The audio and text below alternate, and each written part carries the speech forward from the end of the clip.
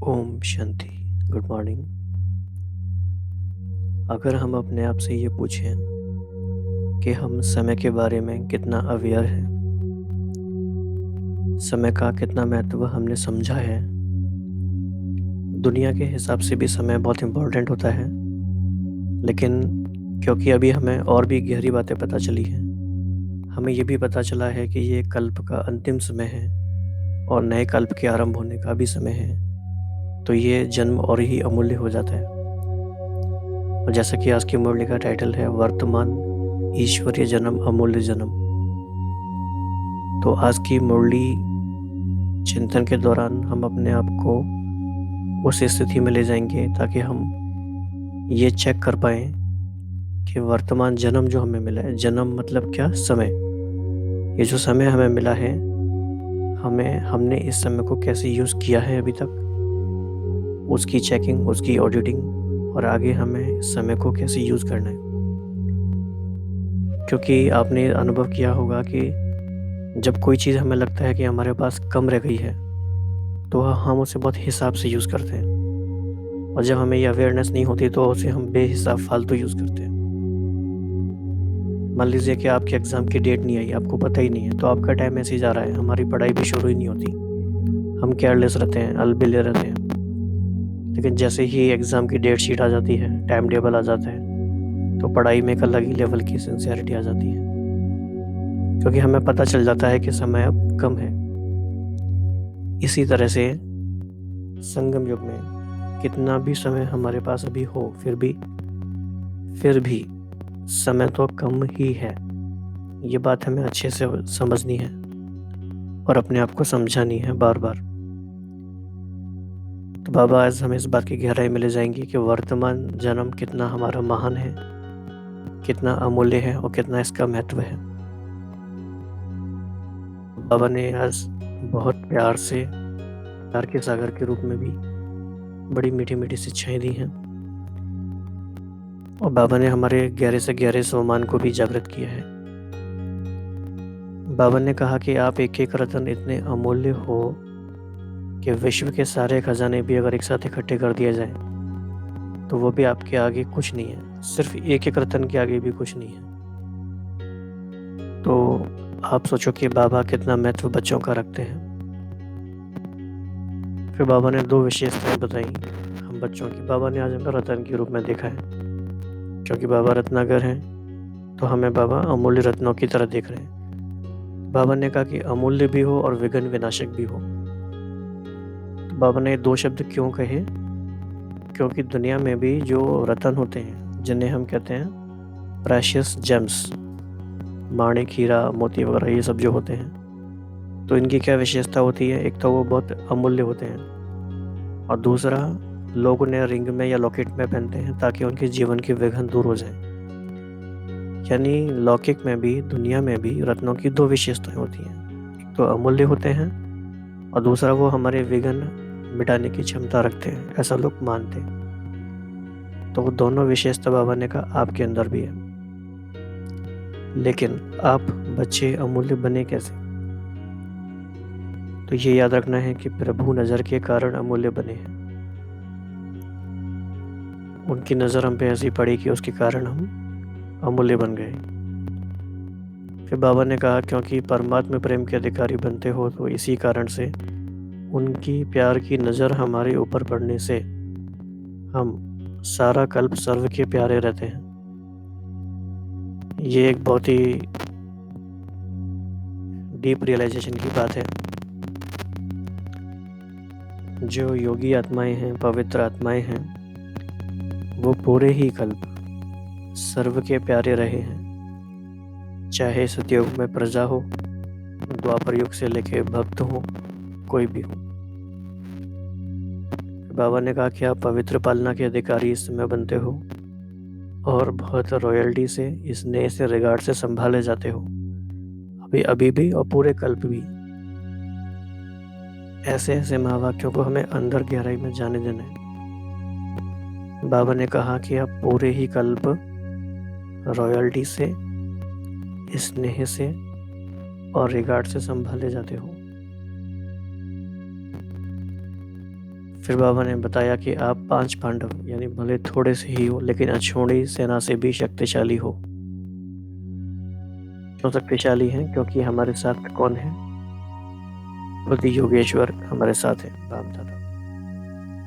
तो बाप के साथ के कारण अमूल्य हो, ये भी याद रखना है। फिर बाबा ने कहा कि आपके पास नॉलेज की शक्ति है जो कि शस्त्र है। नॉलेज की शक्ति बहुत बड़ी शक्ति है। जैसे दुनिया में कहते हैं वेपन्स ऑफ मास डिस्ट्रक्शन, वैसे ही हमारे पास नॉलेज है वेपन ऑफ मायाज डिस्ट्रक्शन। माया को नष्ट करने की शक्ति है नॉलेज में।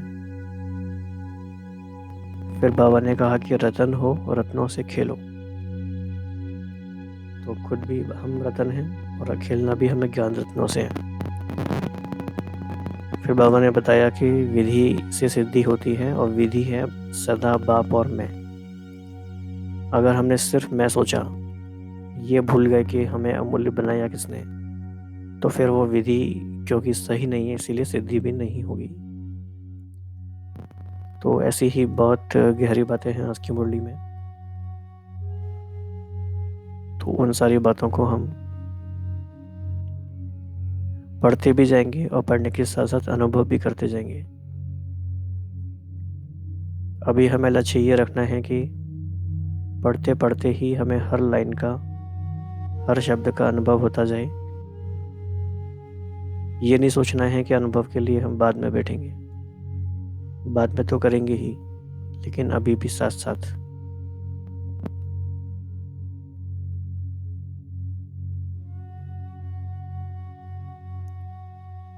इसके बाद बाबा ने ग्रुप से छोटी सी मीटिंग की है, इसको भी देखेंगे।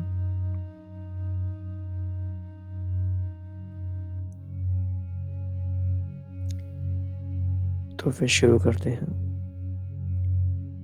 ओम शांति। आज रत्नागर बाप अपने अमूल्य रत्नों को देख रहे हैं। यह अलौकिक अमूल्य रत्नों की दरबार है। एक एक रत्न अमूल्य है। इस वर्तमान समय के विश्व की सारी प्रॉपर्टी व विश्व के सारे खजाने इकट्ठे करो तो उसके अंतर में एक एक ईश्वरीय रत्न कई गुना अमूल्य है। आप एक रत्न के आगे विश्व के सारे खजाने कुछ भी नहीं है, इतने अमूल्य हो। तो ऐसी बातों को समझने के लिए हमें बहुत ही शांत और एकाग्र मन की आवश्यकता है। तो यह अमूल्य रत्न सिवाय इस संगम युग के सारे कल्प में नहीं मिल सकते। सतयोगी देव आत्मा का पार्ट इस संगम योगी ईश्वरीय अमूल्य रत्न बनने के पार्ट के आगे सेकंड नंबर हो जाता है। ये भी एक बड़ी बात है कि बाबा ने सतयोग, भले उसे 111 हम कहते हैं, चाहे डेट के हिसाब से चाहे क्वालिटी के हिसाब से, लेकिन बाबा ने कहा कि संगम के आगे वो भी सेकंड नंबर हो जाता है। तो अभी तुम ईश्वरीय संतान हो, सतयुग में देवी संतान होंगे। तो ये भी एक बहुत अच्छी बात है कि हम संगम युग का और सतयुग का कॉन्ट्रास्ट हमेशा सामने रखें। संगम में हमें क्या मिला है और सतयुग में हमें क्या मिला है। और देखा जाए तो सतयुग का तो जो है वो बोनस है, मुख्य प्राप्ति है संगम युग की। अगर फिर हम संगम पे अनुभव नहीं कर पाएंगे तो फिर हम अपने आप को धोखा दे रहे हैं। फिर तो हम अपने आप को खुश करने के लिए ही बस कर रहे हैं। मुख्य प्राप्ति है अभी, सतयुग है उसका बाई प्रोडक्ट। तो जैसे ईश्वर का सबसे श्रेष्ठ नाम है, महिमा है, जन्म है, कर्म है, वैसे ईश्वरीय रत्नों का व ईश्वरीय संतान आत्माओं का मूल्य सर्वश्रेष्ठ है। इस श्रेष्ठ महिमा का व श्रेष्ठ मूल्य का यादगार अभी भी 9 रत्नों के रूप में गाया और पूजा जाता है। तो बाबा ने आज हमें रत्नाकर के रूप में, मतलब स्वयं रत्नाकर बाप ने हम बच्चों को रत्नों के रूप में क्यों देखा, ताकि बाबा हमारा श्रेष्ठ मूल्य याद हमें दिला सके। और बाबा ने 9 रत्नों से हमारी इसमें कंपैरिजन भी किया। तो 9 रत्नों को भिन्न भिन्न विघ्न विनाशक रत्न गाया जाता है। मतलब जैसी समस्या होती है वैसा ही रतन अपने ऊपर धारण करते हैं।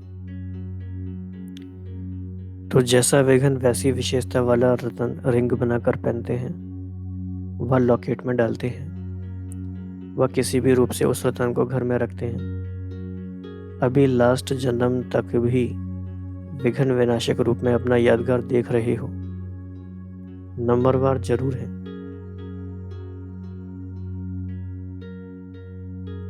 लेकिन नंबरवार होते हुए भी अमूल्य और विघन विनाशक सभी हैं। तो हमें ये चेक करना है कि हम आत्माएं स्वयं अपने जीवन के लिए भी और औरों के जीवन के लिए भी कितने विघन विनाशक बने हैं, कितने हम सॉल्यूशन ओरिएंटेड हैं, कितने हम सॉल्यूशन प्रोवाइडर हैं, और हम प्रॉब्लम नहीं बनते, सॉल्यूशन बनते हैं। तो ये जितना जितना हम बनेंगे, बाबा ने क्या दिया है, भले ही नंबरवार हैं, नंबरवार हैं मीन्स कभी प्रॉब्लम भी बन जाते हैं, कभी सॉल्यूशन भी बन जाते हैं, लेकिन कैसे हम उस डायरेक्शन में आगे जाएं। तो आज भी श्रेष्ठ स्वरूप से आप रत्नों का आत्माएं स्वमान रखती हैं, बड़े प्यार से स्वच्छता से संभाल कर रखती हैं, क्योंकि आप सभी जो भी हो, चाहे अपने को इतना योग्य नहीं भी समझते हो, लेकिन बाप ने आप आत्माओं को योग्य समझ अपना बनाया है। तो ये बहुत बड़ी बात है कि एक ऐसे समय जब हम अपने में उतना भरोसा ना रखें, लेकिन कोई हम में इतना भरोसा रख पाए, तो वो बाबा ही हैं। बाबा हमें कैसा भरोसा दिखा रहे हैं, जो हमें भी कई बार बाबा कह रहे हैं कि आप अपने को योग्य नहीं समझते, लेकिन बाप ने आपको योग्य समझा है। बाबा ने स्वीकार किया है, तू मेरा मैं तेरा। जिस आत्मा के ऊपर बाप की नजर पड़ी, वह प्रभु नजर के कारण अमूल्य बन ही जाते हैं। परमात्मा दृष्टि के कारण ईश्वरीय सृष्टि के, ईश्वरीय संसार के श्रेष्ठ आत्मा बन ही जाते हैं।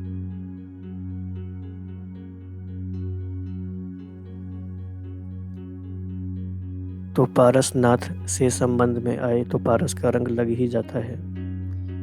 इसीलिए परमात्मा प्यार की दृष्टि मिलने से सारा कल्प, चाहे चैतन्य देवताओं के रूप में, चाहे आधा कल्प जड़ चित्रों के रूप में, व भिन्न भिन्न यादगार के रूप में, जैसे रत्नों के रूप में भी आपका यादगार है, सितारों के रूप में भी आपका यादगार है। तो जिस भी रूप में यादगार है, सारा कल्प सर्व के प्यारे रहे हो, क्योंकि अविनाशी प्यार के सागर के प्यार की नज़र सारे कल्प के लिए प्यार के अधिकारी बना देती है। कितने गहरे गहरे राज हैं इन बातों में। जितना हम एक एक लाइन के ऊपर चिंतन करेंगे, मनन करेंगे, तो हम गहराई में जाते जाएंगे। इसीलिए भक्त लोग आधा घड़ी, एक घड़ी की दृष्टि के लिए तड़पते हैं कि नज़र से निहाल हो जाएं। इसीलिए इस समय के प्यार की नज़र अविनाशी प्यार के योग्य बना देती है।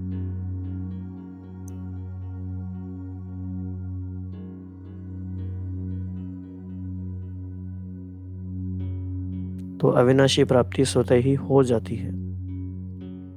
तो प्यार से याद करते हैं, प्यार से रखते हैं, प्यार से देखते हैं। पहली बात हो गई विघन विनाशक और अमूल्य। दूसरी बात स्वच्छता और पवित्रता। क्यों अमूल्य है जन्म? तुम इस समय बाप द्वारा पवित्रता का जन्म सिद्ध अधिकार प्राप्त करते हो। पवित्रता व स्वच्छता अपना स्वधर्म जानते हो। इसीलिए पवित्रता को अपनाने के कारण जहाँ आपका यादगार होगा, वहाँ पवित्रता व स्वच्छता अभी भी यादगार रूप में चल रही है। और आधा कल्प तो है ही पवित्र पालना, पवित्र दुनिया। तो आधा कल्प पवित्रता से पैदा होते, पवित्रता से पलते, और आधा कल्प पवित्रता से पूजे जाते हैं। तीसरी बात, बहुत दिल से श्रेष्ठ समझ, अमूल्य समझ संभालते हैं, क्योंकि इस समय स्वयं भगवान माता पिता के रूप से आप बच्चों को संभालते हैं, अर्थात पालना करते हैं। तो संगम पे जो कुछ भी होता है, उसका रिपल इफेक्ट, उसके कॉन्सिक्वेंसेस, उसके पॉजिटिव रिजल्ट हमें पूरे कल्प भर मिलते हैं। तो इस समय हमारी पालना कौन कर रहा है? भगवान माता पिता के रूप में आके हमारी पालना करते हैं। तो सारे ही कल्प हमें प्यार से संभाला जाता है। तो अविनाशी पालना होने के कारण, अविनाशी स्नेह के साथ संभालने के कारण सारा कल्प बड़ी रॉयल्टी से, स्नेह से, रिगार्ड से संभाले जाते हो। ये ऐसी बातें हैं, कई बार कुछ भाई बहन या बाहर के लोग ऐसा समझते हैं कि ज्ञान की बातें तो बहुत सारी बातों में भी है, दुनिया के शास्त्रों में है। लेकिन आप सोचो कि वे इतने गहरे गहरे राज हैं या सीक्रेट्स हैं, अगर इनको हम कैच कर पाते हैं तो हमें समझ में आता है कि ये बात हमें डायरेक्ट भगवान के सिवाय कोई बता नहीं सकता। किस तरह से बातों में आपस में कनेक्शन है। तो ऐसे प्यार, स्वच्छता, पवित्रता और स्नेह से संभालने के अविनाशी पात्र बन जाते हो तो समझा कितने अमूल्य हो, हर एक रतन का कितना मूल्य है। तो आज रत्नाकर बाप हर रतन के मूल्य को देख रहे थे।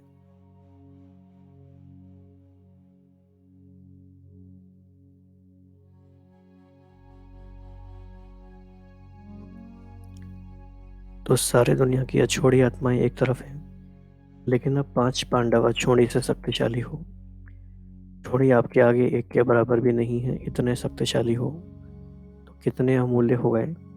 इतने अमूल्य को जानते हो कि कभी कभी अपने आप को भूल जाते हो। तो जब अपने आप को भूलते हो तो हैरान होते हो। अपने आप को नहीं भूलो, सदा अपने को अमूल्य समझ करके चलो, लेकिन छोटी सी गलती नहीं करना।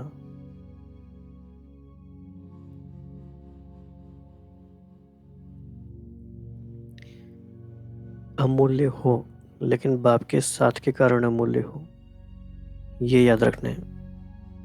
नहीं तो फिर ये गलती हो जाती है कि ये भूल जाते हैं।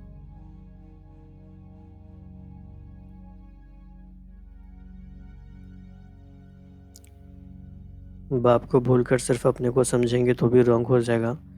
बनाने वाले को नहीं भूलो। बन गए लेकिन बनाने वाले के साथ बने हैं, ये है समझने की विधि।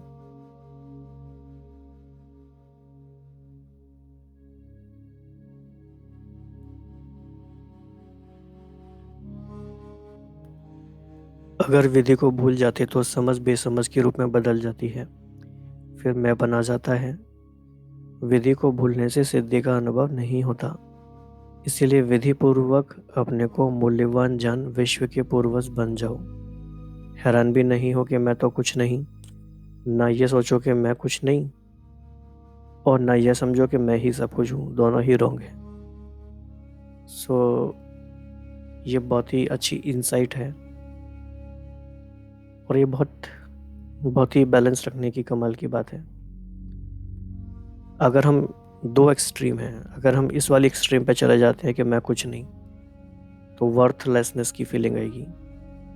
सोचेंगे मैं तो कुछ भी नहीं कर सकता। और देखा जाए तो basically this is also a sign of body consciousness कि I am no one, I am nothing and I can do anything, I am no good.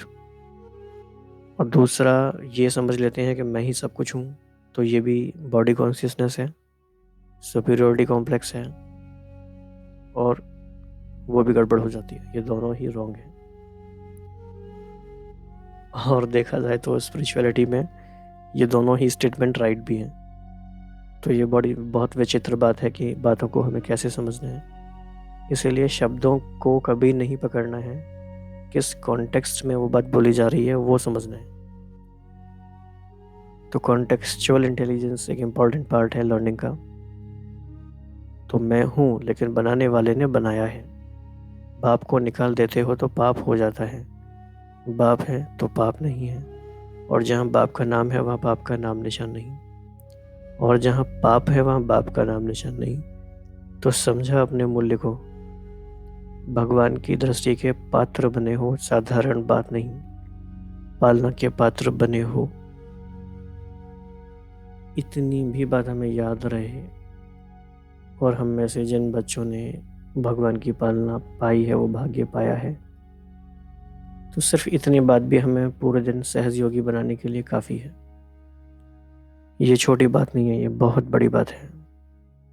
शायद सभी भाई बहनों को ये बात हमेशा रियलाइज ना होती हो, या तो समय के साथ साथ होती जाएगी, या अभी भी अगर अपने मन को शांत करेंगे तो अभी भी ये बात रियलाइज होने लगेगी। किसकी नज़र हम पे पड़ी है।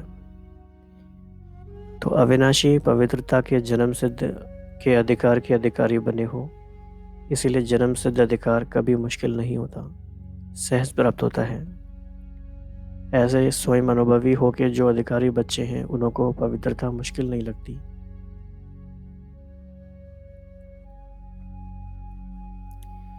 जिन्हों को पवित्रता मुश्किल लगती है वह डगमग ज़्यादा होते हैं। पवित्रता स्वधर्म है, जन्म सिद्ध अधिकार है, तो सजा सदा सहज लगेगा। तो दुनिया वाले भी दूर भागते हैं वह किसी लिए, पवित्रता मुश्किल लगती है। जो अधिकारी आत्माएं नहीं उनको मुश्किल ही लगेगा, तो मुश्किल भी लगेगा और उनको ज्ञान की बातें समझ भी नहीं आएंगी, उनको सब कुछ बड़ा अजीब अजीब लगेगा। तो अधिकारी आत्मा आते ही दृढ़ संकल्प करती है कि पवित्रता बाप का अधिकार है, इसीलिए पवित्र बनना ही है। दिल को पवित्रता सदा आकर्षित करती रहेगी।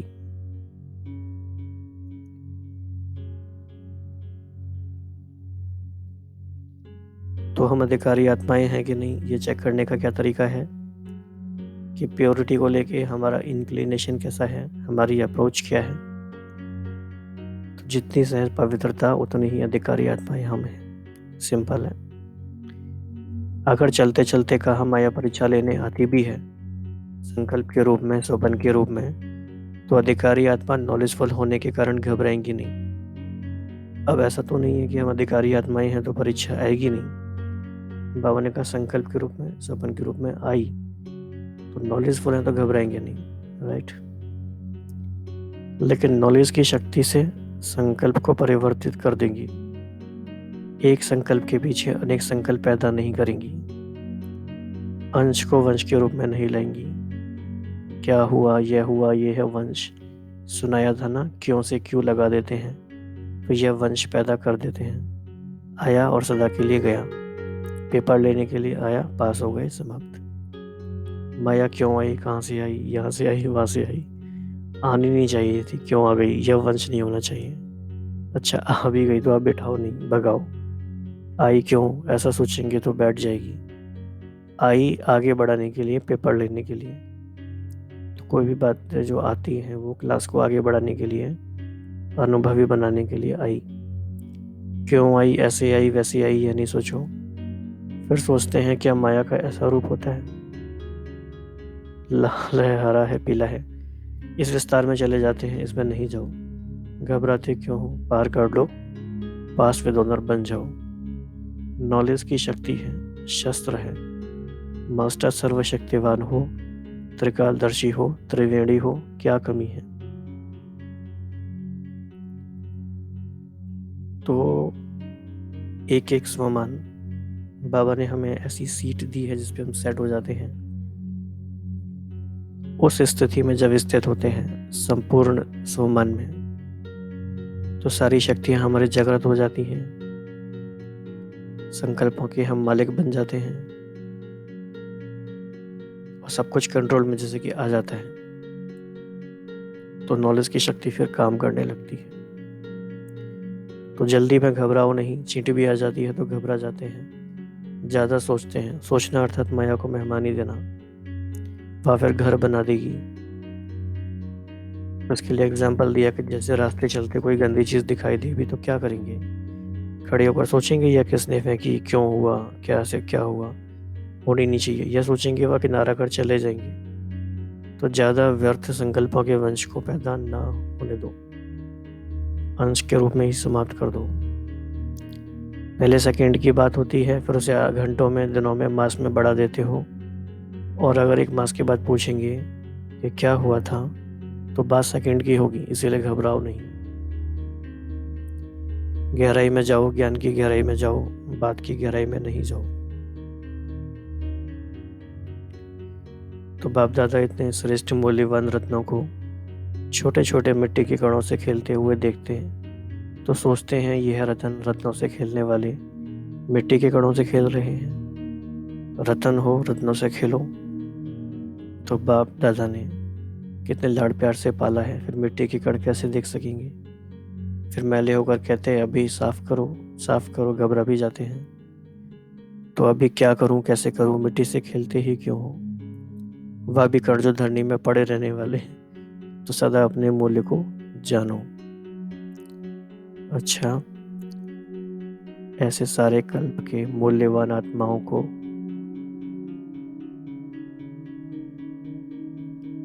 प्रभु प्यार की पात्र आत्माओं को, प्रभु पालना की पात्र आत्माओं को, प्यार की भी और पालना की भी, पवित्रता के जन्म सिद्ध अधिकार वाली आत्माओं को, सदा बाप और मैं इस विधि से सिद्धि को पाने वाली आत्माओं को, सदा अमूल्य रतन बंद रत्नों से खेलने वाले रॉयल बच्चों को बाप दादा का याद प्यार और नमस्ते। हम सभी बच्चों का भी रत्नाकर बाप को हमारा अमूल्य जीवन बनाने के लिए बहुत बहुत धन्यवाद और नमस्ते। इसके बाद एक छोटी सी मीटिंग है। बाबा ने इसमें कहा, बाबा ने कहा कि आप बाप के नैनों में सदा समाये रहते हो। उन नैनों में समाने वाली चीज़ हल्की होगी, यानी बिंदु बिंदु रूप में रहेंगे तो समाये रहेंगे। तो सदा इसी स्वरूप की स्मृति में रख उड़ती कला का अनुभव करो। फिर बाबा ने कहा कि वर्तमान कलम है भविष्य की तकदीर बनाने की, वर्तमान को श्रेष्ठ बनाने का साधन है। बड़ों के इशारों को सदा स्वीकार करते हुए स्वयं को परिवर्तन कर लेना।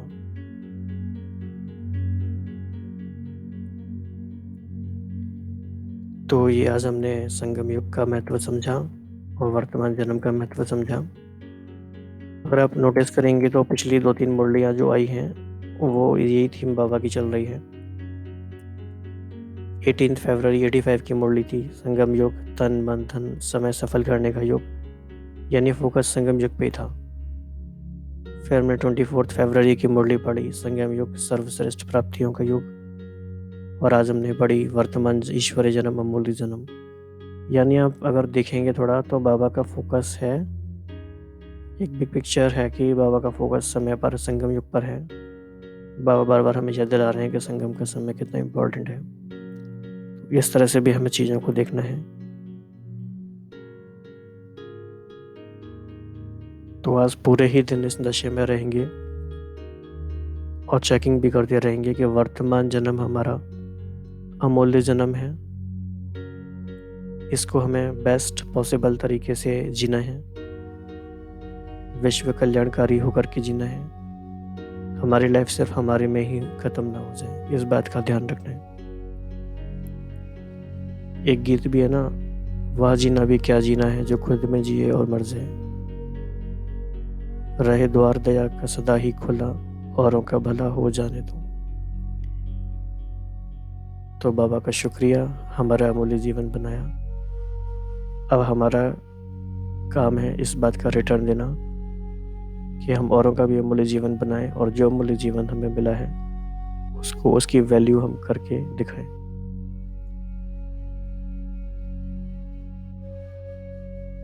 ओम शांति।